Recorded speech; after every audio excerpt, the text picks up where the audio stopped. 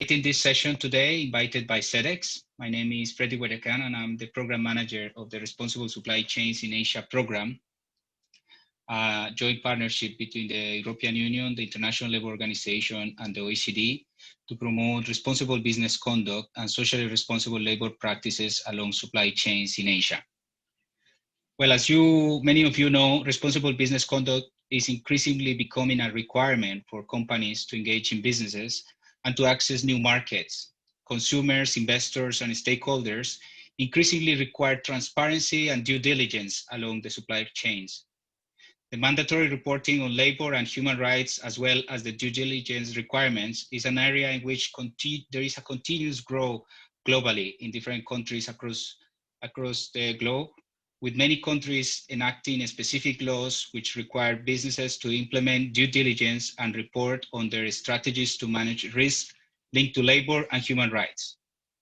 During the current challenging times of COVID-19, responsible business conduct and CSR from the perspective of labor are of strategic importance for businesses to become more resilient and manage risk related to the current circumstances. Responsible business principles will be of critical importance in the design and implementation of recovery measures and policies in the aftermath of the current crisis. In today's discussion, we'll have representatives from businesses, from industry association, and an audit firm sharing with us their experiences, their business practices, as well as some of the challenges faced during the current context. Joining us today, we'll have Mr. Yu Hua Chua, who is the manager of the Group Risk Management and Compliance in JB Cocoa.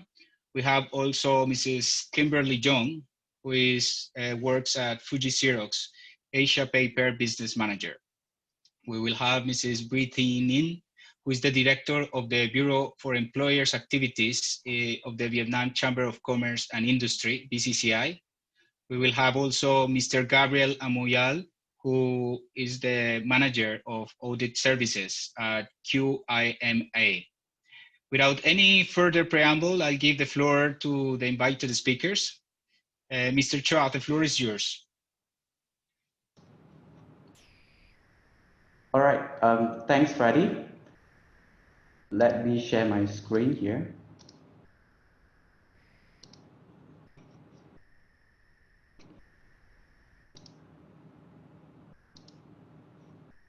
Can you see my screen? All right. Okay, thanks, Freddy, for the introduction. Then good afternoon, everyone. This is Tristan from JB Cocoa, Malaysia. I'm the Group Risk Management and Compliance Manager for JB Cocoa. So basically, I'll be handling most of the risk management activities as well as the compliance activities. So for our department, we are also involving heavily or aggressively in the sustainability strategy forming of the group. Okay, so for those who are not familiar with JB Cocoa, please allow me to spend some time to introduce JB Cocoa to you. All right, the group's principal activities comprise the production and sale of cocoa ingredient products such as cocoa butter, cocoa powder, and cocoa mass under the brand name of JB Cocoa. So as you can see from the screen, these are our key main products. Then, while for the manufacturing facilities, currently we have two key main manufacturing facilities, one in Malaysia and another one in Indonesia.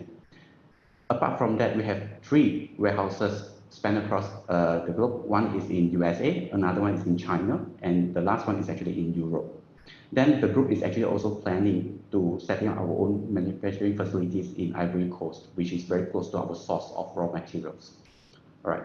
Without further ado, please allow me to spend some time or the rest of the session, my session, to explain more on the sustainability commitment that our group has formed. So throughout this session, I will actually bring you through, or I will explain very much into two key areas. One is actually our approach, or how we actually approach the sustainability within our group.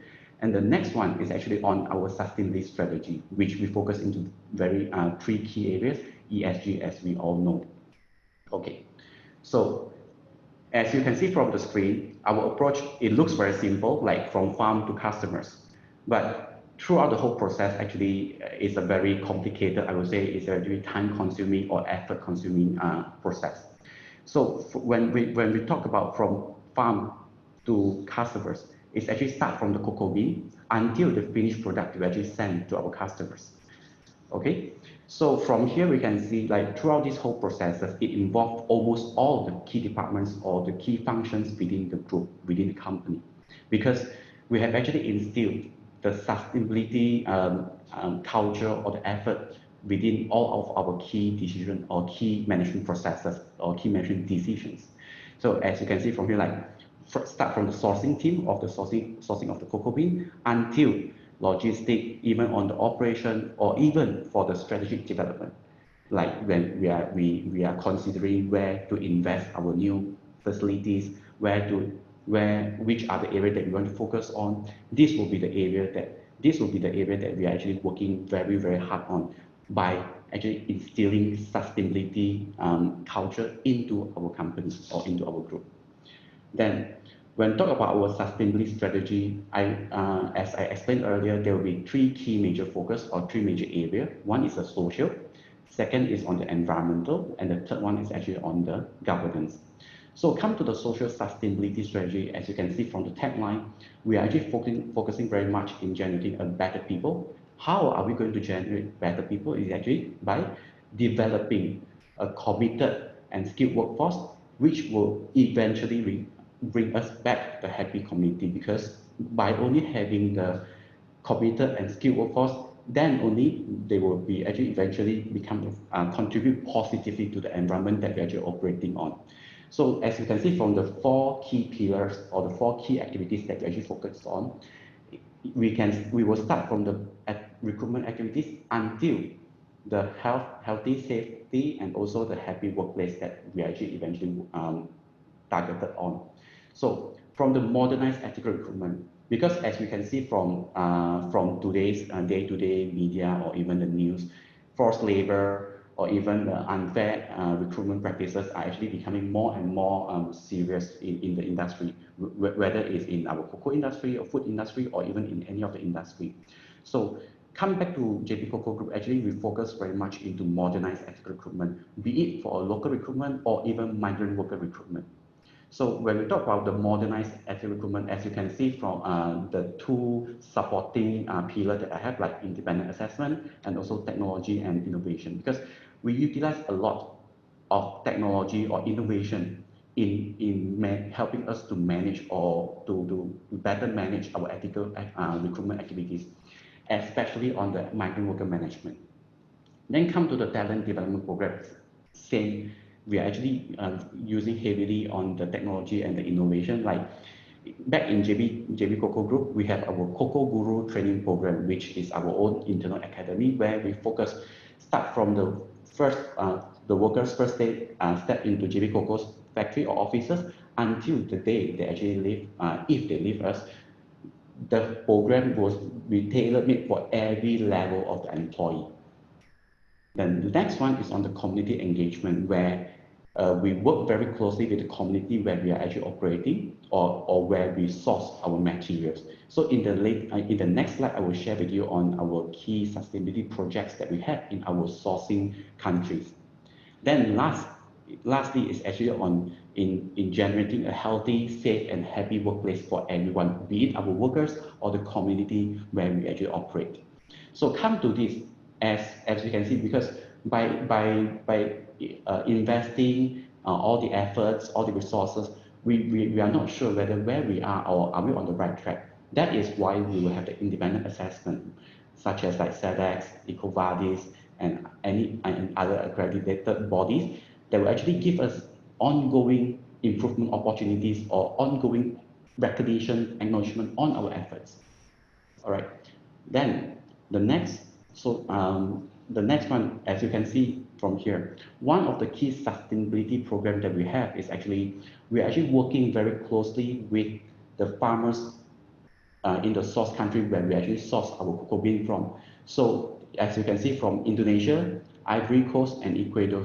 So we're actually working with thousands of farmers directly. And throughout the whole process is actually certified by UTZ to make sure that we're actually on the right track and we're actually using the right approach. And eventually what we want to achieve is actually to make sure that all the farmers that are benefiting from all of our efforts instead of being sidetracked to any other unnecessary channel. All right.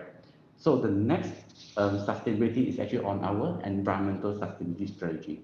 So same, as you can see from the tagline, we aspire to really helping the industry, helping the community, helping the world to have a better planet by having a more sustainable operation and green environment.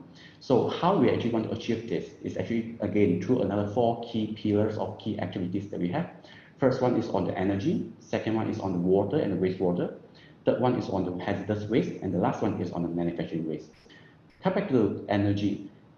Everyone is talking about renewable energy nowadays, but back in JP Coco, I think apart from talking about renewable energy only, we are also focusing very much into energy conservation. That is very much more important, because if you do not conserve, it's very difficult for us to keep producing renewable energy, because both will never meet eventually.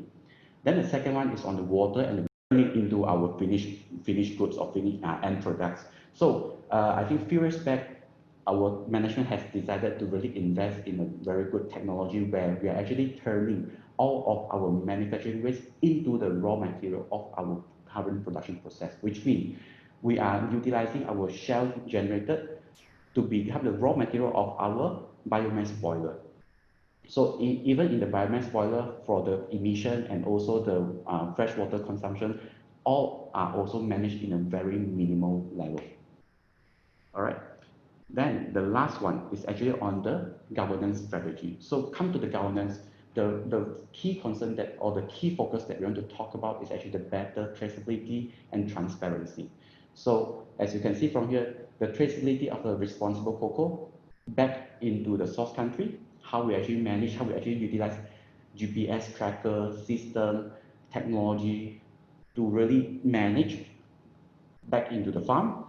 And after that, we will go back to the transparency of the reporting to our customers and investors, or even to all of our stakeholders, because there is no way for us in today's world, it's quite difficult for us to really manage things in the silo. But what JP Coco aspire to be is actually we want to have a very transparent reporting channel or even communication channel with our stakeholders. Then the last one, which is I would say is the most challenging for us at the moment, is actually the supply chain monitoring. So we have actually mapped out our current plan, like our current 5 years plan in tackling the supply chain monitoring. Like we are actually managing it in the way like, okay, we are segregating tier 1, tier 2, tier 3 suppliers. Then for each of the tier, how we actually want to tackle the supply, our supply chain to make sure that they are also in line with us in terms of responsible business, because to us this is very important. So come to this, because we have our suppliers across the globe. So it is also a very challenging job. First, in cascading our responsible business or even our internal supplier code of conduct to them, and also how we want to monitor their effort, their progress. This is also something very important.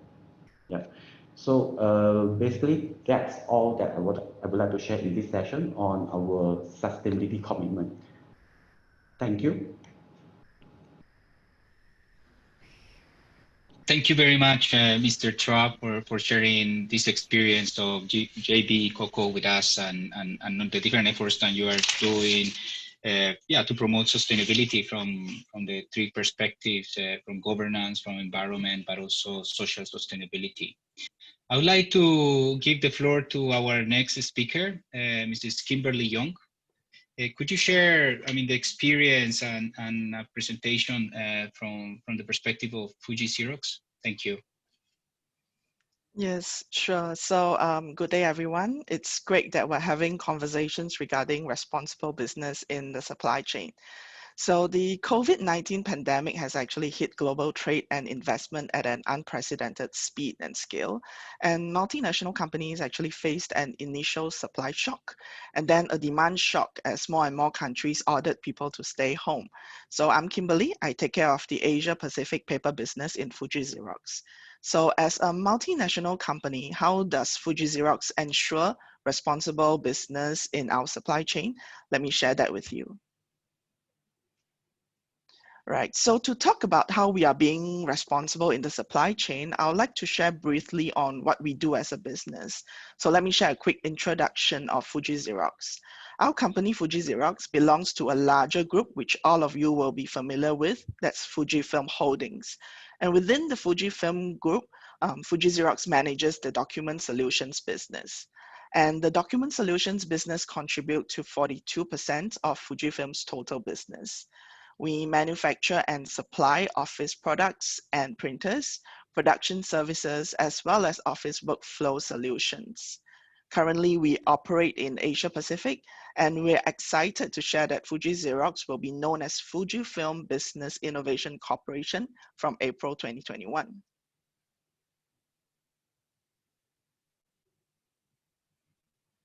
Right, so to share with you our CSR framework, what's our strategy and our direction for the business for being responsible in the supply chain. So Fuji Xerox, basically we follow the same directions as our parent company, Fujifilm. And those directions and missions are very clearly specified, as you can see in this framework, in the Fujifilm Sustainable Value Plan 2030. So this was announced in 2017.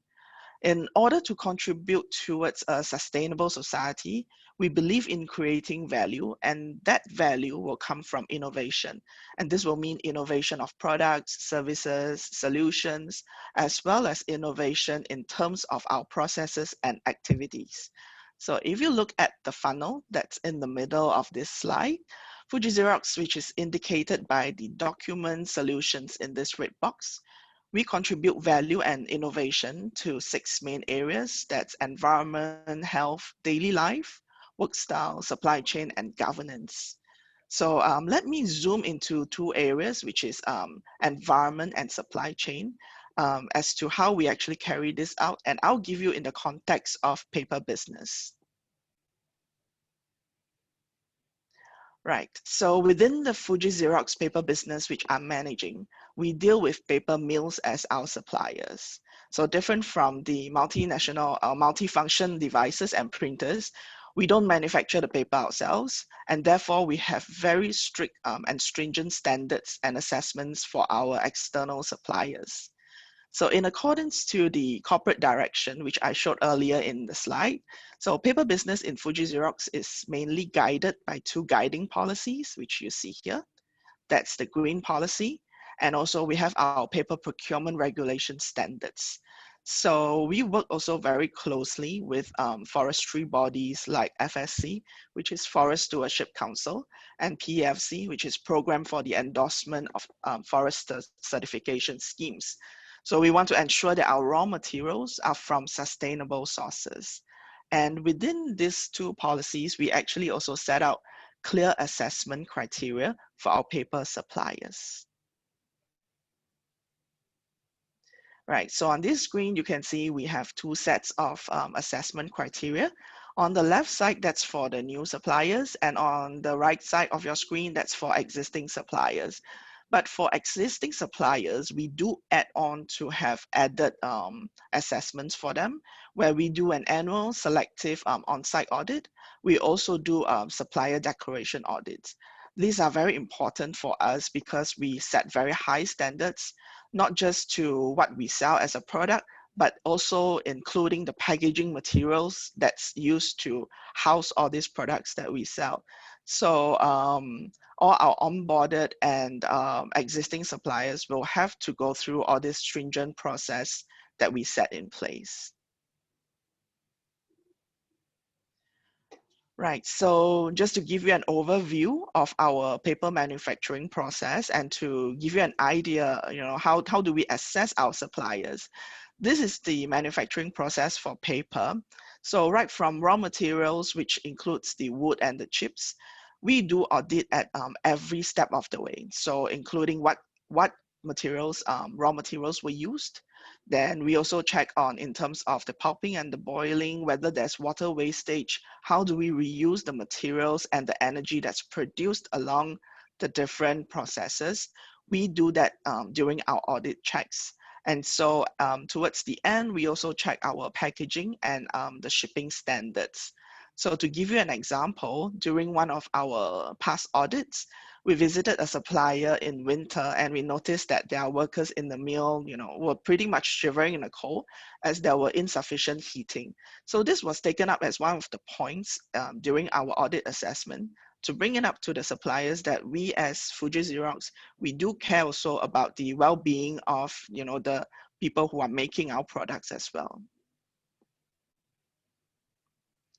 Right, so and eventually at the end of the audit internally, Fuji Xerox, we will grade each supplier in terms of many different aspects, which you can see here. So we also grade them especially in terms of environment, compliance, health and safety. But you will find one interesting factor here is also the NGO evaluation. So we don't just hear from our suppliers, we also hear from the NGOs, what's happening in the industry and whether we need to bring back some of this information back to our suppliers for improvement. And then at the end of it, this assessment will also be shared internally, and we also go back to our suppliers regularly to see whether they have improvements over the years. So this is my last slide. I hope you get some idea of how Fuji Xerox ensures and practices responsible business in our paper business supply chain. Thank you. Kim, thank you very much for sharing with us how Fuji Xerox use innovation to achieve sustainability along the supply chains, and also how you involve a broad and diverse types of the stakeholders in this due diligence process along your supply chain. Thank you. I would like to give the floor to Mrs. Nin from the Vietnam Chamber of Commerce and Industry for an introduction. Please, over to you, Mrs. Nin. Thank you, Festy. Good afternoon, everybody. Thanks, Sedex, for inviting me to this event. Because we now, due to the COVID-19 and the effect of the COVID-19 to the whole supply chain, so supply chain now is no longer the center around efficiencies and the cost management, but rather on building a secure and resilient supply chains. So this is very interesting event, and thanks for inviting me for this. My name is Wu Ning. I'm Director of Bureau of Employer Activity in Vietnam Chamber of Commerce and Industries, VCCI, branch in Ho Chi Minh City. Our department is in charge of supporting employers and business community focus on three key areas: labor relations, skill development, and sustainable development at different levels, from implementation as the factory to the policy advocacy. So I would like to introduce a little bit about our organization, VCCI. Vietnam Chamber of Commerce and Industry is the national organization established in 1963.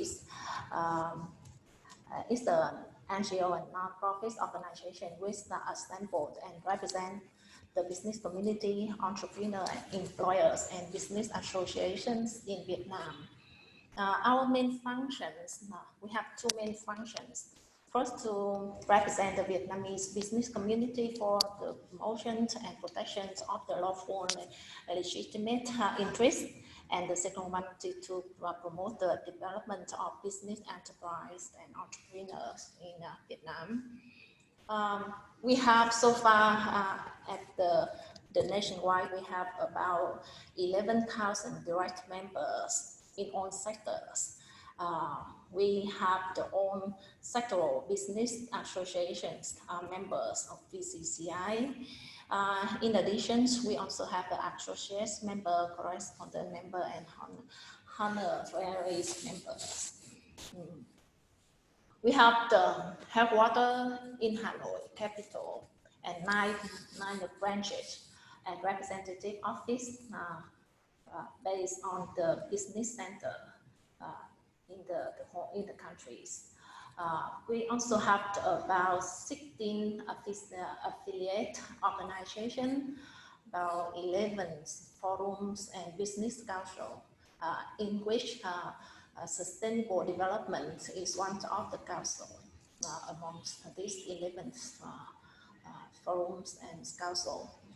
We have about 700 employees to function all of the activities of the BCCI to support and to serve our members. Regarding to the sustainable business, we have the many activities, including the ranking sustainable business. We all have the different events, including the conference, workshops, meeting on sustainable development. We provide the training on CSR, the standard compliance, etc. to members. And we also have the very strong agenda on policy advocacy. So talking a little bit about promoting the sustainable business in supply chains. Now, we have some key activity, key areas to focus. First, we try to disseminate the policies on sustainable development to business, assist the business to implement orientations and policies on sustainable development.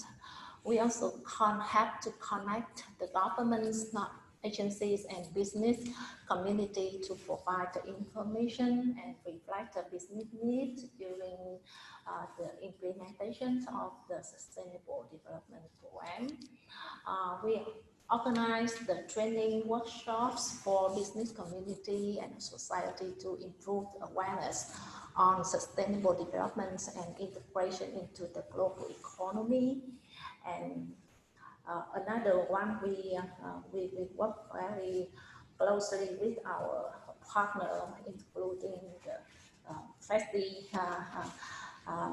program, responsible supply chain in ASEAN to develop and share the case study, best practice and initiative. And we also do some pilot demonstrations because, as you may know, sustainable development or responsible business is quite a new concept for the SME in Vietnam. So raising awareness is one of our focus so far. In addition, we also do some research on sustainable development to know how about the situation, the contact, the needs from the business community, and so that we can develop the appropriate activity or program to support them to improve the performance. In terms of the responsible business in the supply chains, we see the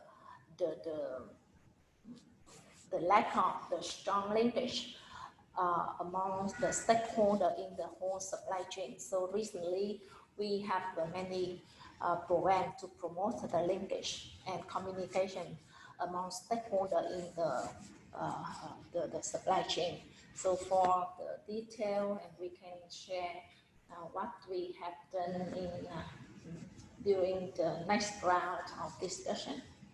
Thank you very much for your attention, and also thanks a lot for your support, especially for the sharing very interesting information by Ms. Yong and Ms. Chua before. It's very useful information. Thank you. Mrs. Nin, thank you very much for this presentation and for introducing BCCI to our audience today. And also for presenting the many actions that BCCI undertakes to promote sustainability among your members in Vietnam: research, awareness, raising, as well as capacity building. I would like to give the floor to our next speaker, Gabriel. Over to you. Hello. Let me share my screen. Good afternoon. Thank you, everybody. Very glad to be here. My name is Gabriel Amouyal. I'm the Audit Services Manager for Kima. So I'm taking care of the operations of audits for all of Kima's activity. So just a quick introduction, Kima, who we are. We were created in 2005, headquartered in Hong Kong, and we are a leading service provider. We are a provider of supply chain compliance solutions. So in terms of services, what does it mean? We provide product inspection, quality control, audit programs, which is what I'm taking care of and what we are going to talk about. But we also provide lab testing services and certification, mostly on consumer goods and food. We are going to issue more than 400,000 reports this year of inspection, audit, and lab testing and certification. And we work with brands, we work with retailers, we work with importers, we also work with manufacturers. So very different typology of clients. In terms of audits, we are performing about 12,000 audits per year globally. And we currently have about 4,000 staff, including 2,500 plus inspectors, auditors, lab engineers who are on the ground in more than 85 countries and within our 35 offices and labs globally. In terms of audits, we are covering different types of services, which goes from quality, manufacturing, ethical and social compliance, environmental compliance, civil engineering and structural safety, sanitation, which was pretty important this year, and continue to be, food safety and security. We are also working and one of the service provider for SMITA, for example, and working with Sedex for quite a few years from now. And we're also performing audits such as for the SCI, the Higg Index verification, responsible jewelry sourcing, and so on. So we cover quite a lot of schemes and client types. Another point I wanted to share, and which is pretty important for us, is that we are digital since day one. When we were created 15 years ago, Kima was the first to have a digital platform, online system, mobile app for clients to be able to manage their supply chain and take care of all these services. And this is what we continue to do. What we want is provide accurate supply chain data to help on the improvement and the transparency, assist our clients to make informed decisions, give them visibility on the supply chain, improve their efficiency, and have a better management system overall. And so this helps us to have, well, quite a lot of insights from all these brands, retails, importers, and manufacturers we assist. Quite a lot of data, which helps us to assist them, and that I would be glad to share a little bit more in details during this panel. Thank you. Gabriel, thank you very much for your presentation and for introducing us to Kima and the work you do. Yeah, for all the audience, well, now we'll go through 2 different rounds of questions to our speakers. We will start with Mr. Chua from JB Cocoa. Mr. Chua, JB Cocoa is one of the major cocoa ingredients producer in Asia Pacific region, as it was mentioned, and as you presented, your company has committed to sustainable cocoa manufacturing. Could you share with us what are the key challenges actually that in implementing these responsible business practices in your operation?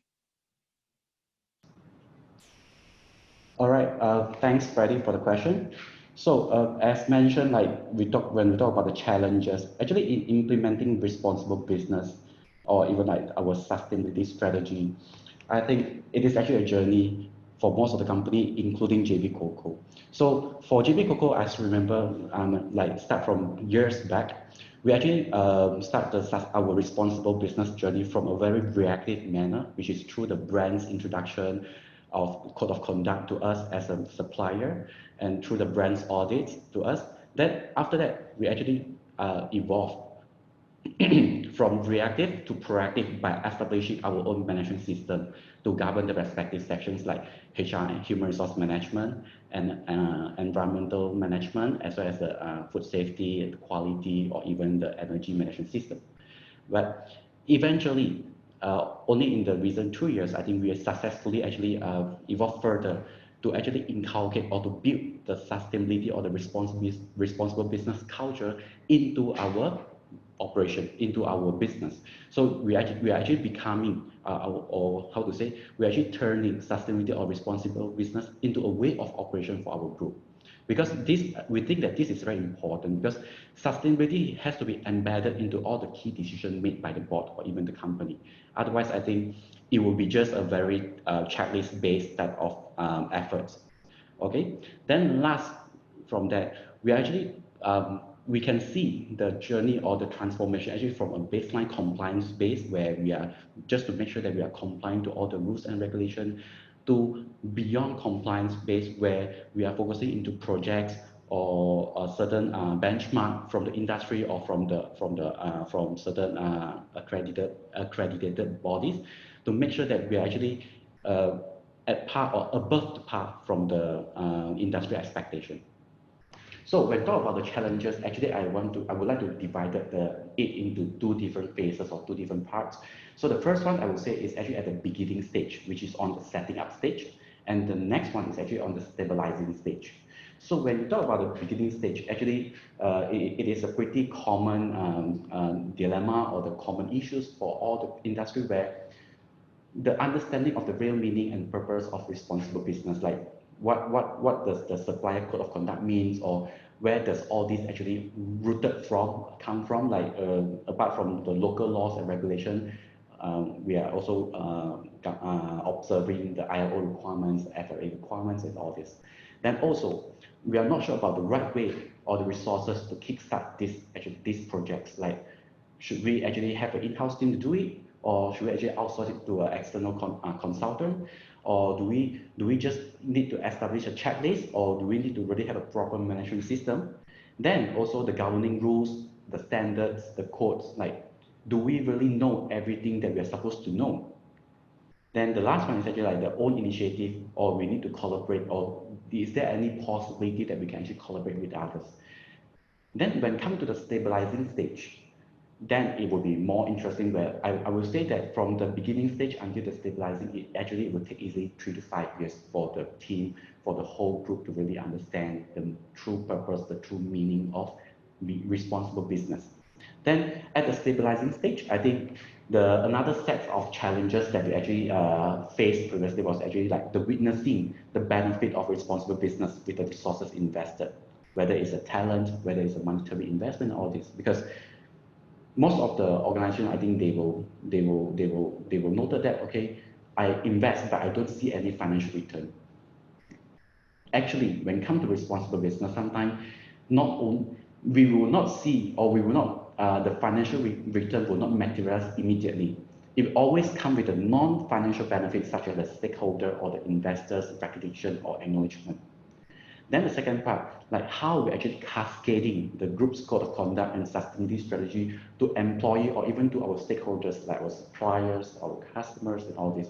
So like for employee, because as a manufacturing-based company, we have employees from different level, different society background, different educational background as well. So when we roll out our code of conduct, that will be one of the very big challenge for us, where in terms of the language barriers, in terms of the understanding barriers as well, how we want to actually get the balance in between these two. All right. Then we also like can't visualize the benefit and importance of responsible business, because as most of the employees think that, okay, their objective is very KPI based, very operational or very performance based, but slowly we're actually including the sustainability measures into their KPI as well. Then it also becomes the group's culture instead of the reporting or the audit-based effort, because from the beginning or the first stage, the group we're only focusing on, okay, we just want to make sure that we pass the customer's audit, like what Fuji Xerox did to all the suppliers. So eventually, what we achieved in the past for the recent years is we are able to actually inculcate the sustainability culture into the group activities. Okay, so in succeeding the journey of this whole sustainability or responsible business, actually the group managed to turn the challenges into opportunities, because this is something very important, because instead of acknowledging the challenges but doing nothing, I think it will not help at all. So basically, in terms of the opportunities that we are able to realize or to get, is actually there are 5. Through the adoption of the strategic sustainability practices, like we really need to have a roadmap, like where are we actually heading? Are we going to the right direction? That's the first one. Then second, to build the culture, or even to include the in the culture, the competency, the team's capability, because like for JB Coco, we have operation across the globe. So the capability building is something very important, because we have team members come from different backgrounds, different background, different nations, so different understanding as well. Then on the operational changes and investment that contribute positively to the sustainability target set. This is also very important, because there is no point by having the sustainability target set or put on the dashboard, but it does not link to our operational activities, like be it in our daily operation, the waste generation, the water consumption, and everything. Then lastly is actually the transparent and to build the good relationship with the stakeholders. That is very important for us. So what JB Coco can conclude is actually, in a world that is increasingly judged by companies on our sustainability performance, I think we must really look into a more fundamental drivers, particularly on the strategy to really achieve the real result and get rewarded by the results, instead of pursuing the work. It's not just about getting a good rating, but I think it's about using the sustainability integration to create a new forms of competitive advantage. I think that is very important for the group's ongoing survival in the industry. So we'll be more resilient in the face of unexpected event and hardship if we manage the group for the long term and in line with the societal mega trends, such as like the climate change or even the labor-related concerns. Yep. So I think that's what I can share for this. Thanks. Thank you very much, Tertra, for sharing how JB Coco mainstreams sustainability and compliance across your management strategy, as well as in the group activities. Next, we'll have Kim from Fuji Xerox. Well, Fuji Xerox formulated the rules for paper procurement in consideration of ecosystems, biodiversity, and the human rights of local inhabitants. How do you support your suppliers in the journey of responsible business? Yeah, so that's a very good question, Freddie. So I'm glad to inform that, actually the Fujifilm Group, we do have a policy that for all procurement activities, we basically have to conduct it in an open, fair, and clear manner in compliance with whatever laws and regulations that's, whether be it in and outside Japan. And a key factor is we need to pay full considerations to the environmental and social impacts as well. So from us, we consider our suppliers as partners for creating better products and to strive for mutual trust. I think the key background of this is Fuji Xerox also do not exist just for the customers that we have now. We exist to serve the customers of tomorrow and the future. So similarly, for our suppliers, we would expect them to be able to partner with us, not just for what our requirements are for now, it's also for the requirements of the future. So in terms of paper business, we basically practice this through a few steps. So firstly, I think we have to set the right tone from the beginning. So before a supplier comes on board with us, he will be very clear on our guiding principles and our paper procurement regulation standards. So I think it's very important to set this straight right from the start. Then, of course, as I shared just now, we have our assessment criteria. That's whether it's for new or existing suppliers.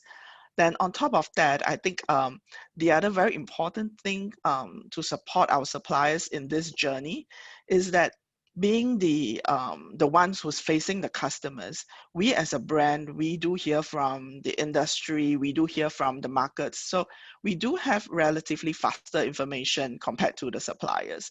So I think there is this part of responsibility that we want to share some of these voices, be it from NGOs or customers or the industry, to share it back to the suppliers and to discuss how we can mutually improve what we have right now so that, you know, we can better serve the customers of tomorrow or the future.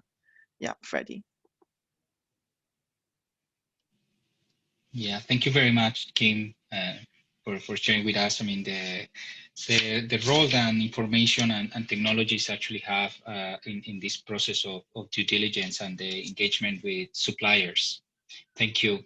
I would like to ask to Mrs. Nin from the VCCI in Vietnam, from the Vietnam Chamber of Commerce and Industry, what support VCCI has to help the member companies of this Chamber of Commerce and Industry in Vietnam to move towards responsible business, especially for small companies?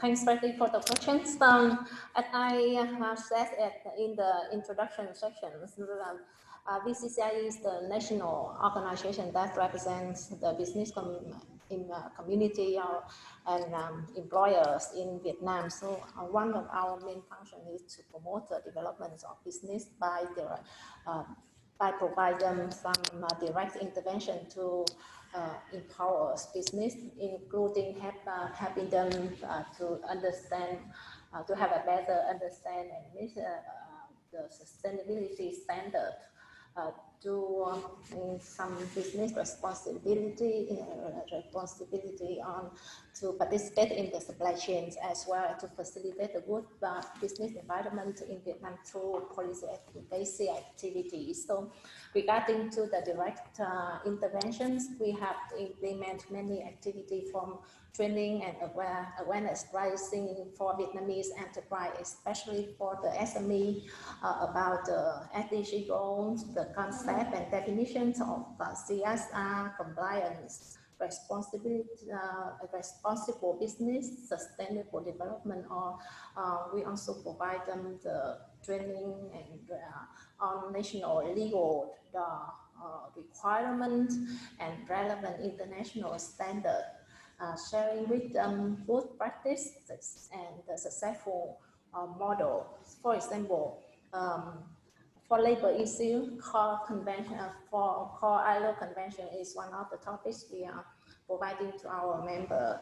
And with the advantage of being the organization representing employer, we also provide the support to SME to raise awareness and competency in responsible business.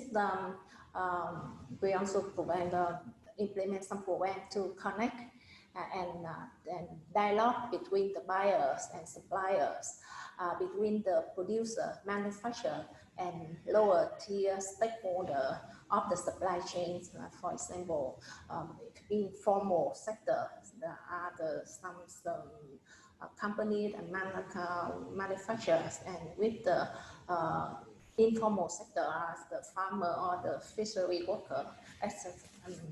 And the purpose of building these connections, on one hand, to have the stakeholder get better understanding about each other requirements and situation, and have a broader view of the entire supply chains. And on another hand, it also helps to connect the SME to find more buyers, and also help buyers to expand their network of reliable, responsible supplier. And these networking forums are also a place to for the supply, all of the stakeholders in the supply chain to give their opinion, the concern and suggestions on the current policy, and also have some other policy advocacy activity, maybe to change the law or to have some adjustment. Like last year, we just do the many activity to provide the feedback and concerns of business community on the revision of the labor law, because there's a lot of the article or some requirement in regulate in the old labor cost is not feasible, and it cannot be complied by the business community, and we advocate for the elimination of this. So so that to the responsive, the compliance can be improved. And in addition to the policy impact, we also hold the annual high-ranking forum on sustainable development, as well as the dialogue with the labor regulator. We established the task force with a member from the industries, from the legal firm, from the expert, the independent expert, to advise and to gather the recommendation, consolidate the recommendation, and build up the advocacy agenda. And then we also share, arrange the people to share the voice of employer at the forum, at the relevant workshop conference, to raise the voice of employers. And in this program, we receive the support from the different partner, including the domestic and international organization. Like with ILO, we work with the ISCA to promote the responsible supply chain in fishery and wood processing industry. With the better work, we promote the better compliance on footwear and apparel. For some other program, SCORE, we work to promote the workplace cooperation and cleaner production in supporting and also food processing industries. Or with some other, like with Oxfam, we promoting the inclusive business in the rice supply chain. We also work with some other body like Amphori to host the international forum to promote the better responsible business in for our member, especially for the SME. Yeah, thank you very much for Mrs. Ning for sharing with us this interesting information. Just as a follow-up question, what do you consider like the main challenges for BCCI in the promotion of responsible business in the few years in the context of Vietnam? Like, yeah.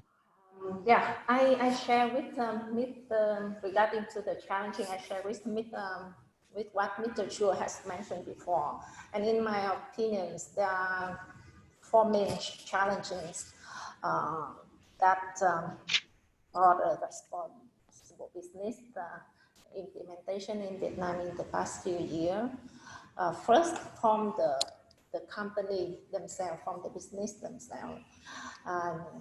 It's about the lack of information, because you may know that there are 89% of companies in Vietnam's SMEs that are limited implementation capacity in terms both of human resource and tools. And they also have not been properly aware of responsible business, CSR, or sustainable development, something like that. And many business, especially the SME and the other lower tier stakeholder, always consider compliance as the part of their cost. It's kind of the financial burdens for them rather than a long-term investment. Therefore, the compliance for them is just mainly to satisfy the auditor requirement to get orders. Yep. The second one is we're talking about the policy, the law. Although the current relevant regulation and legal system are quite comprehensive, but the enforcement is still not so high in the enterprise. There are two reasons. First, many provisions are not feasible for some industries. And the second one, the implementation of sanctions are still very weak. So the enforcement is not very high. For the buyers side, there is the lack of good coordination between the sourcing department and the compliance department. Once we know that many forums we keep talking the compliance or the responsible business is the kind of the long-term, is a good long-term investment, very good for their business, but in reality, in order to comply, well, business needs to spend a lot of financial resource, including the financial resource and the human resource to implement and to satisfy the requirements from regarding to the responsible business. But and it consumes a lot of resource. But at the same time, from the sourcing and the compliance department compliance side, they keep asking the enterprise to invest more on promoting or on get the better performance on compliance. But for the sourcing or the trading side or the sales department, they always come up with the high lead times, and also they always ask the manufacturers, the lower tier, to reduce, to cut the cost, to reduce the unit price from time to time. And it's not all the brands can do to have that practice, but it's the very common practice in the many supply chains. So it's still very challenging for the company to balance both. And the last, but not least, and I think it's very critical in terms of the responsible business in the whole supply chain is the missing of the strong link in the entire value chain or the supply chain. For example, for the footwear and apparel industry, there is a very close linkage between the buyers and the tier one manufacturing company or with the strategic suppliers, but their relationship with the supervisions over the tier 2 or the tier 3 company and with the supply of raw materials are not maintained at the same level. Some similarity in the agriculture or fishery industries. There is a big gap between the hatcheries, farmer, middleman, and the producer. So therefore, the responsible business is at different level is quite different in the whole supply chain. So I think this is key, 4 key challenges. Yeah, thank you very much, Mrs. Nin, for taking us through the actions that you are undertaking with your members in terms of responsible business practices and conduct, as well as on the challenges to which I will come back at the end of the session in the wrap up of this session. I would like to continue with Gabriel. Well, as we know, audit and assessment is a very common approach to understand the real situation of responsible business in the supply chain. From your experience, could you share with us what are the common issues in the Asia-Pacific region and in the market in this region, and how have been companies' general attitudes towards them? Over to you, Gabriel. Thank you, Freddie. So, yeah, in order to answer, I think for this, I think the best is that I can share a few figures. I also invite you to refer to our barometer. We publish some of our data actually and some of our insights every quarter, and they are available on our website. But generally speaking, if I go in the figures recently, what we see this year so far, talking about the common issues, we still have 18% so far of factories where we find in our audits critical or immediate attention issues. So 18% of the sites, we do find issues which are quite important to solve at short term. And we still have 40% of them which are related to working hours, wages, and transparency overall. So common issues remaining: transparency on the working hours, wages, not necessarily for an audit, getting the correct information on the real information and not being able to verify. So this is an issue which has been there for a long time. It's improving little by little. We see that companies, I mean, especially at brand retail levels, they are not, they moved, I mean, for quite a few years already, that they are not expecting the sites and the factories or the sites being audited to be 100% compliance to everything right now, but they will expect transparency. And this goes as critical, and that's, I think, pretty important to notice it. There will be an action plan, a work together if necessary, you know, to improve over time. But if the information provided is not transparent, that will be considered usually as zero tolerance. What we see also is that we have a continuous increase of what we would call the amber results, you know, so if we consider a traffic light system, red, amber, green, and amber results means improvement necessary, nothing, you know, can be work on medium terms. However, this increase in amber results is done with a decrease of the green results, not a decrease of the, you know, red becoming amber, but more a result of the green becoming amber. And this, I mean, one of the reasons we've identified, especially this year, is a certain tendency to settle sometimes with good enough, I would say, rather than looking for you know, better, you know, overachievers or best practices, which most likely can be linked also to the special context of this year and the difficulty linked to COVID, namely.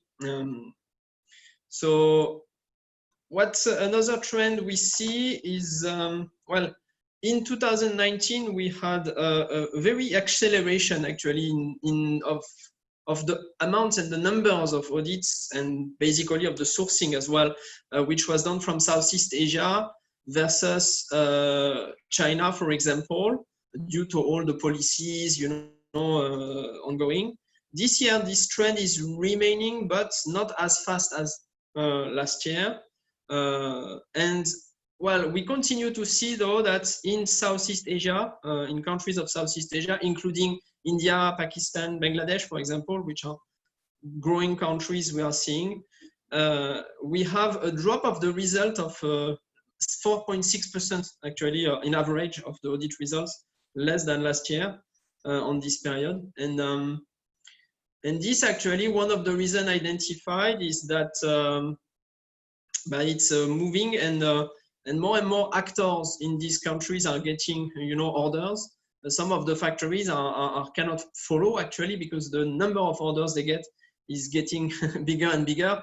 So they have either to rely on too much overtime, or also some smaller players to export, I would say, which might have been factories working for local markets, for example, and not having all this knowledge of CSR and what are the expectations to enter on the market, and lead to a lower result overall, trying to have to repeat a bit and to bring them to the level and, you know, to the expectations in terms of CSR.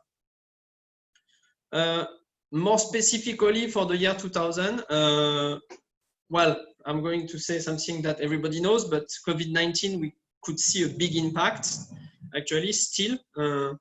And we have a lot of business who continue to you know, a lot of clients who are still in survival mode, I would say, and prioritizing more cost saving over CSR or social compliance. So it does impact with on the first semester of 2020, we had an increase of 7.1% of the critical violation, or the zero tolerance violations that we found compared to first semester of 2019 on our results.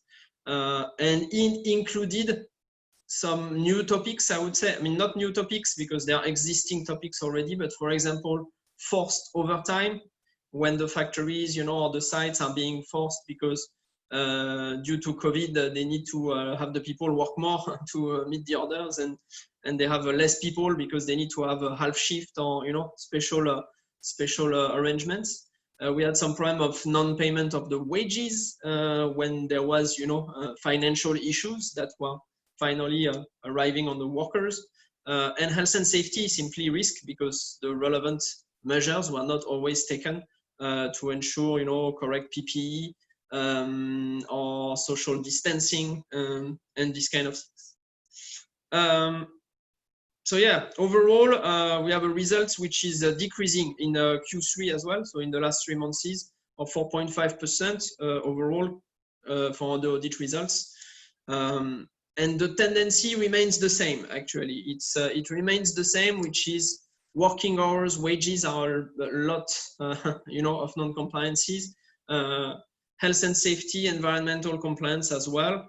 But more, I would say that the impact that we see of COVID-19 is that it's increased. It was improving slowly, and we were having better and better results. This year is tendency to stagnate at the same level, even reduce a bit in terms of results that we see on our audits, because the effort may not always have been possible to do as much as previous years due to the financial impact. Finally, in terms of reaction also and in terms of trends, I think which is important to know in APAC and everywhere, we have the technology, you know, I mean, we are auditors and we are going on sites usually.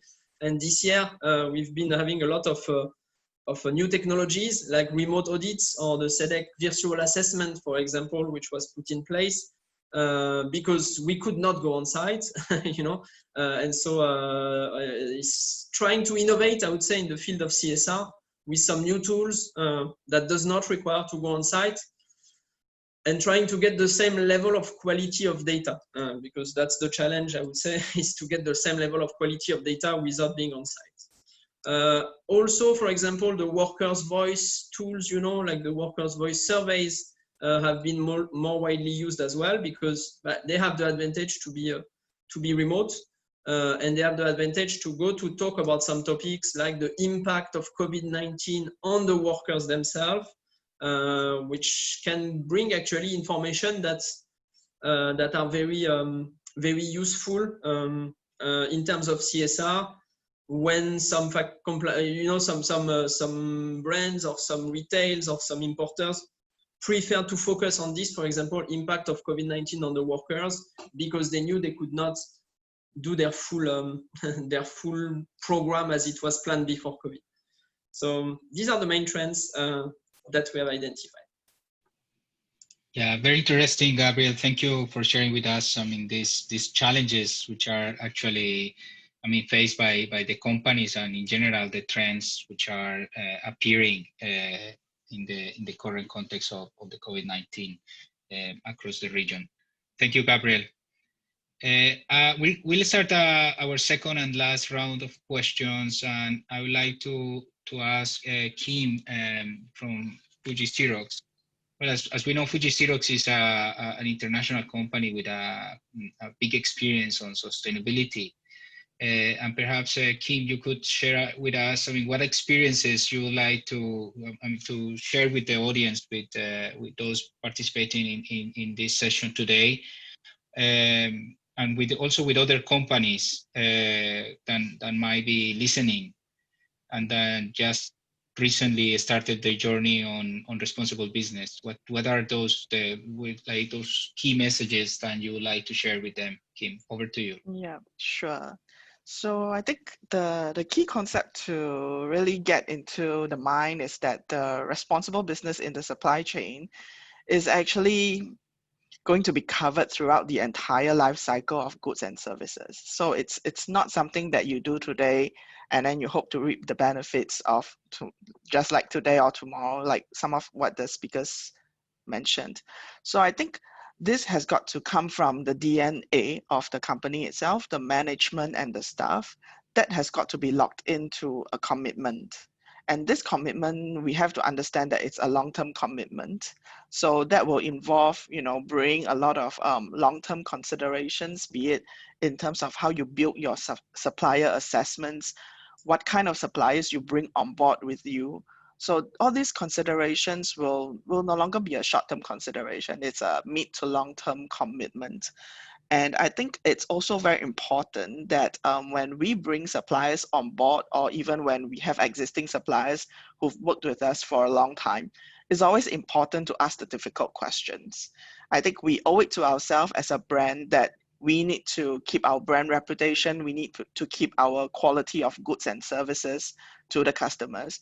So we also owe it to ourselves to ask suppliers, on the difficult questions, which sometimes may be sensitive, sometimes it may be really needed, and it could lead to a potential improvement that's needed on the supplier side as well. So just to give you a perspective, so recently we brought on board a paper supplier.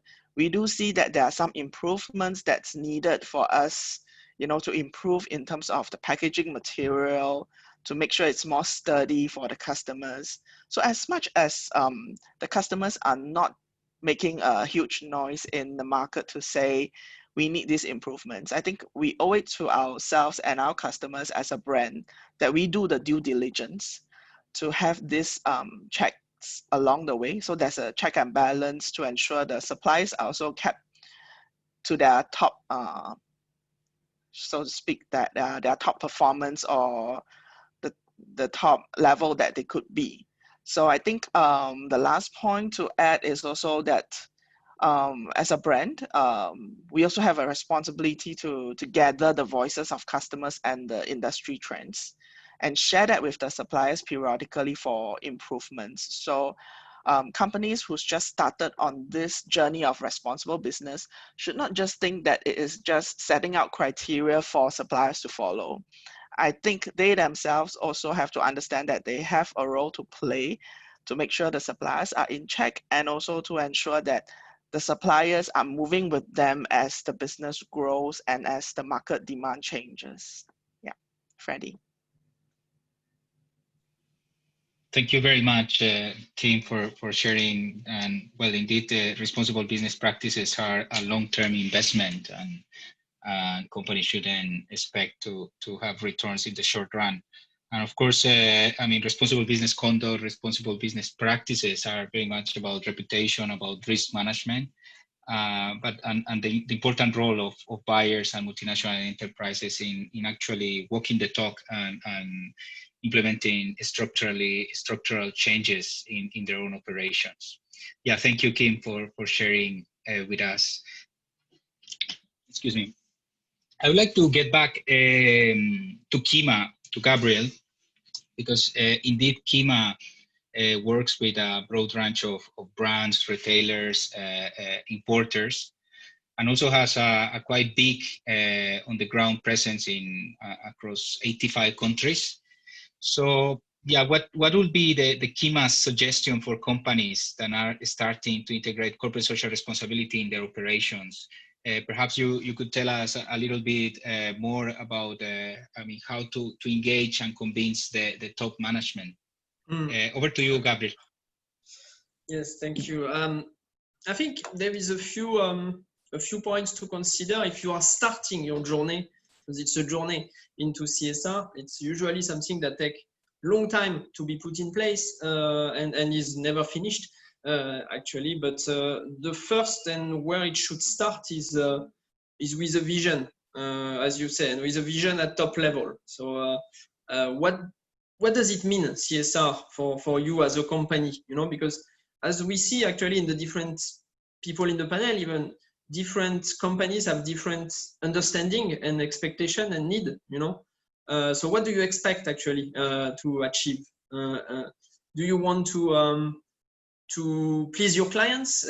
You know, do you want to please your customers, your final customers? Do you want to do it because you think it's the good thing to do? You know, it's good, or do you? I mean, in what topics you want to consider? You know, human rights. Is it about health and safety? Is it a bit about having organic cottons? Is it about ensuring that the growers of cocoa can have a fair remuneration? It's really different depending on each company. Overall, also the difficulty sometimes is that it's not necessarily. It could be the vision of the compliance manager, but you need to convince indeed the top management. Well, it's like, I would say, outside of CSR or any topic, it's always a question of finding the good way to present it, you know, when talking to about the top management or a board of managers, which is about finding the good message. But if many of the big brands, you know, and all the leaders are having very strong CSR programs, it means there is a good reason and something that can resonate with the top management, you know. And it could be because while CSR is linked to issues of business continuity, you know, if you have factories on your supply chain who are not compliant with environmental laws and rely on the fact that a local government or authority is not implemented the requirements, one day they will, you know, and if they start to do it, then it could stop your supply chain and interrupt your supply chain. Usually top management are quite interested in business continuity, right? And in ensuring that you can have your product in the shelves in the end. It could be a problem simply of you are losing your workers, or, you know, because your company itself, the people, your staff wants to leave because they are not happy with the message, or, you know. So finding the good way to present it and which resonate with the top management is always important.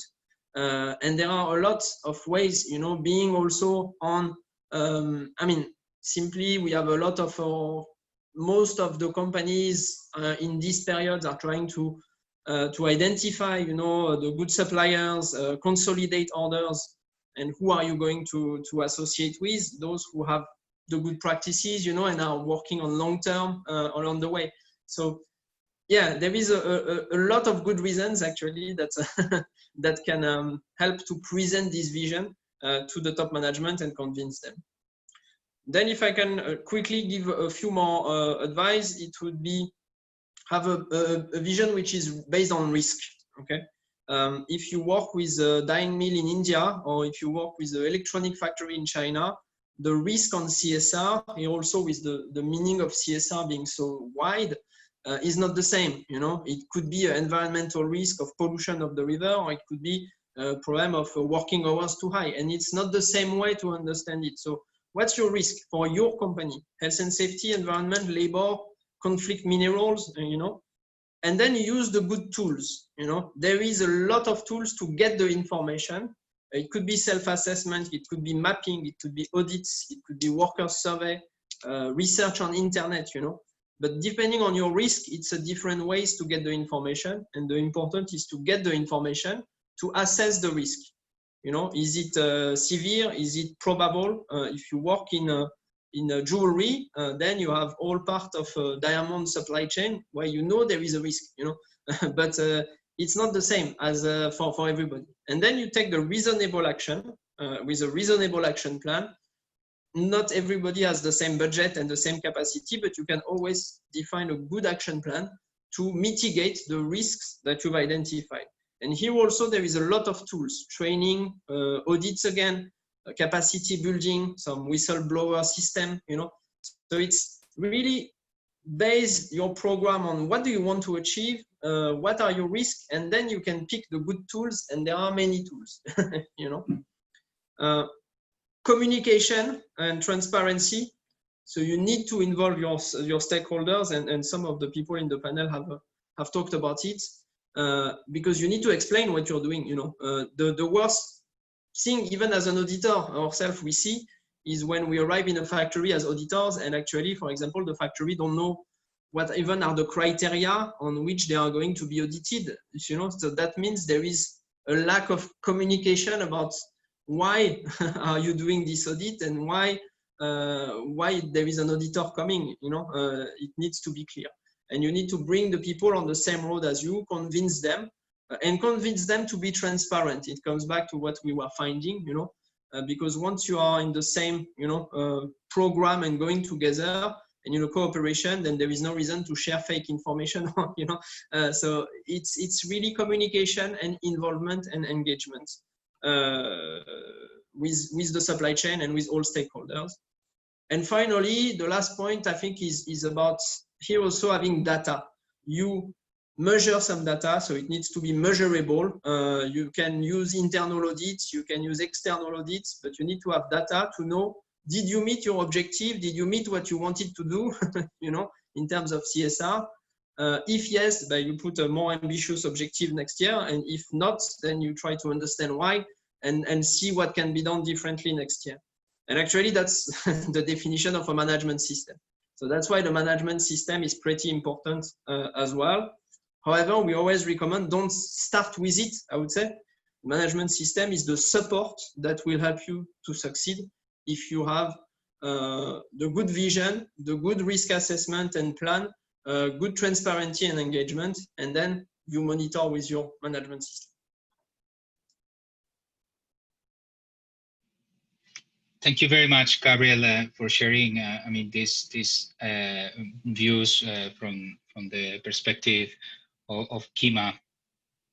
I would like to pass. I mean, because of the matter of time, also, I would like to pass to the BCCI from to the Vietnam Chamber of Commerce and Industry, to Mrs. Nin, and I would like to ask you, how do you foresee the near future of responsible business in the supply chain? Because actually we have seen that the current pandemic, the current context has had a big impact in some of the business practices by some of in some specific sectors, as actually was introduced by Gabriel.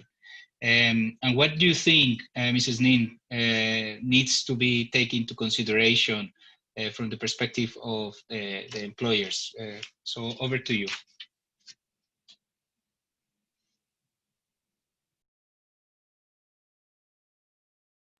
Yeah, thanks for the questions. Some of you may know that Vietnam is an open economy, and we heavily depends on exports. And with the export turnover in 2019 to reach about 264 billion US dollar, and the member of ASEAN Economic Community, Vietnam also signed and implemented about 13 bilateral and multilateral FTAs with major markets in the world. And the ratifications by the National Assembly of the EVFTA, Vietnam-EU FTA on June this year opened the door for Vietnamese enterprise to penetrate in the larger market. But for Vietnamese business, to say the opportunity of these FTA as well as to affirm their position in the domestic by building the robust compliance management system and promoting the sustainable development is the must. And as you all have already mentioned before, the impact and the affections of the COVID-19 has been and it is still being felt globally across operations in ways that are difficult to model and assess. And obviously, supply chains in every country, including Vietnam and across the industries, are affected.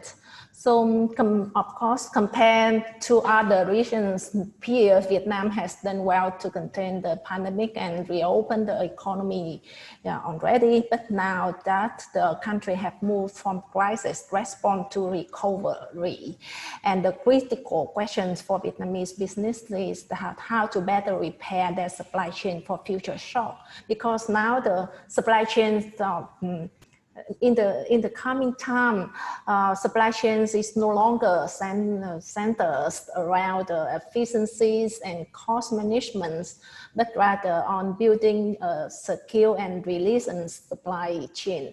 So this aligns with the sentiments among global leaders who plan to make more holistic change to their respective supply chain strategies that according to the PwC survey in May, it also shared that. So as the role of the business association, we think we to provide more support and to work with the relevant stakeholder in the domestic and also international to promote to also change the mindset of the business community, of the businessmen, and also to share with them the best practice, the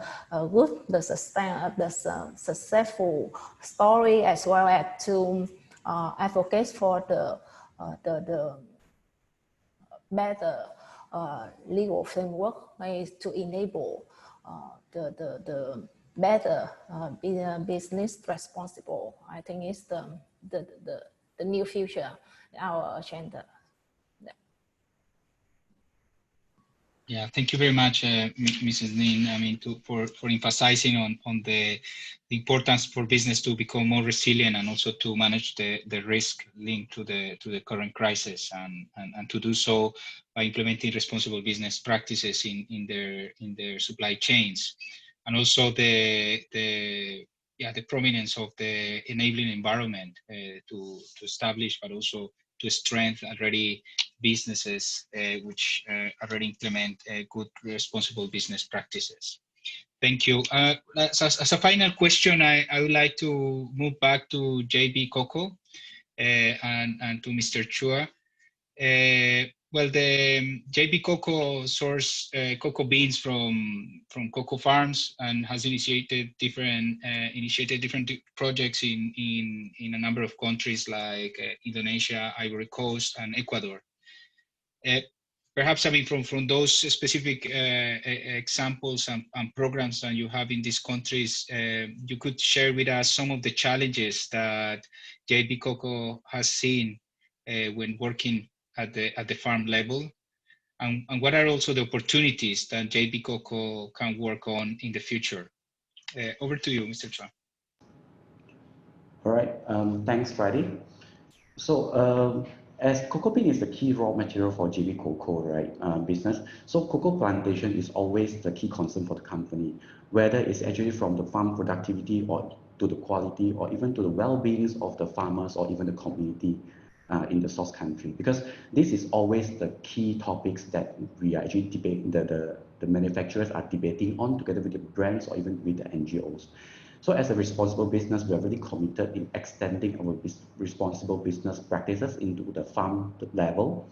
So this leads to the projects that we have in Indonesia, Ivory Coast, or even Ecuador. So throughout the journey, we can see that in terms of challenges, there are 3 key challenges that we would like to share with the audience here. The first one is actually the traceability of the cocoa being purchased by us. Because back in the source country, be it in Indonesia or even in Ivory Coast, the sourcing, I would say the sourcing situation is pretty complex. Although we work very hard to really reach the farm directly, but yet we are actually still purchasing some of our beans from the traders. or the cooperatives. So this by having this, actually this is a very big challenge, and also carry some of the risk in terms of the responsible business deployment to the source country. Then the second challenge that we have is actually we see our role in capability building on the different stakeholders involved in our supply chain, like the farmers, cooperative, local exporters, or even like the service providers.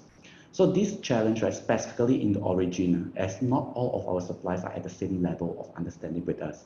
So by having this, actually it is pretty challenging for us to really roll the responsible business practices into the farm level. This is pretty similar to our internal activities where we want to cascade our responsible business or sustainability strategy to the every level of our employees. So just that when come to the sourcing side, we are dealing with the external, our stakeholders, our external farmers and all this. Then the last one, which is I think used to be a very high risk to us, but now I think we are actually minimizing it at a very manageable level, which is we are actually very far from our source, because most of our farm are actually in the farmers are located in Ivory Coast, Ecuador, except for Indonesia where we have our factories there. So by having such a far distance, actually monitoring or even coaching or even like training become very challenging for us, although we can make use of all the technologies that we have nowadays by having like the online teaching, online monitoring, or even the apps. But back into the source country, I think the facility readiness is also one of the very important factors that we have to consider. Then there is no local representative in the respective sourcing country. That is what we used to have. So in contrast, actually, by having by acknowledging all these challenges, actually we are also working very, very hard in mitigating or in improving the challenges here. So one of the very, I would say, very key achievement that we have is actually we have actually formed a go near to the source strategy, which means like we have already set up our offices and recruited our team, and we even have our local representative in Ivory Coast, which is very close to our source. This is something very important to really like to break the language barrier or even the cultural barriers that we are going to have, that we used to have all the time. Then our internal representative also engage very closely with the local stakeholders, even at the farm level, because I think this is very important for us, where in ensuring us to have a more purposeful sustainability effort initiative in the source country, and at the same time, the risk assessment that we actually conducted will be more realistic, because we are very close to the source and we know what are the actual scenario, what are the actual challenges, or what are the actual the problems that they're actually facing. So we work at the field level to really provide or embedded our service to our farmers. Even like we provide them some of the coaching or the technology to improve their productivity, which would eventually lead to one very key or very important one, which is their income, because this has been widely debated throughout the years on like most of the profit does not go to the farmers but all the intermediary agents. Then the last opportunity that we can actually grab on is actually we are looking forward to have a more impactful and collaboration with the brands or even with the NGO, because this is just to really make sure that all the labor standards, such as like the child labor standard or the fair wage standards, are practiced among all the traders or even all the farmers. Because by having JB Cocoa itself, I would say that our voice are pretty soft or pretty low, or our effort pretty minimal. But if actually we can have a collaboration together with the other industry players, or with the brands, or even together with the NGOs, I think our voice will be heard more easily. That will be a very important or a very big move if we are able to achieve that.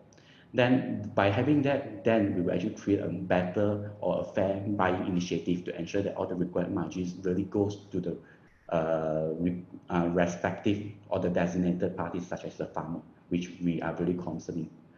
So JB Cocoa is always open for any opportunities for improvement to ensure more sustainable sourcing and manufacturing within the group. We actively work with the brand on strategic projects. Apart from achieving the financial gain, it also safeguards the brand's reputation and also our investors' value. Thanks, Freddie. Mr. Chua, thank you very much, and thank you very much to all the speakers. I mean, for these interesting insights and contribution for the discussion today.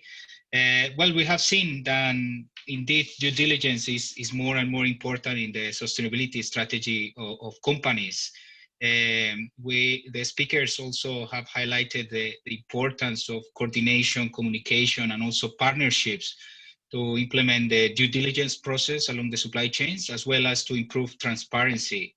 We have seen also the important role of information management, as well as technologies, including the management of data, and the role that all these factors have to actually roll out sound and successful due diligence processes along the supply chains, and also to improve transparency in the engagement with suppliers.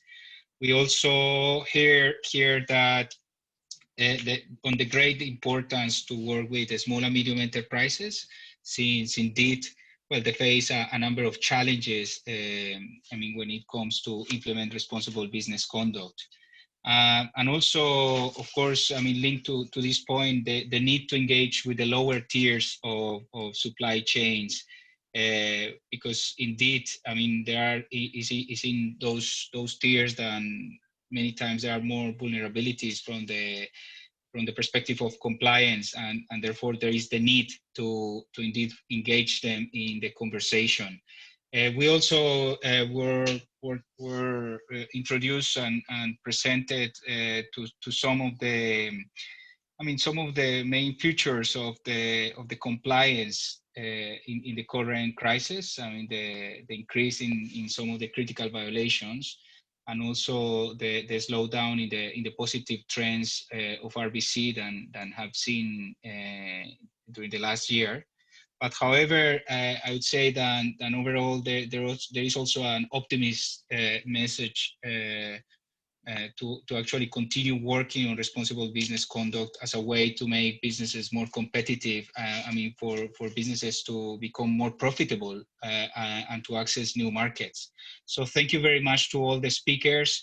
Well, this session finalizes here. I mean, for those who want to continue in the sessions tomorrow, well, the sessions will take place as per the agenda, and please use the same details that were provided to access for today's sessions. Well, thank you very much.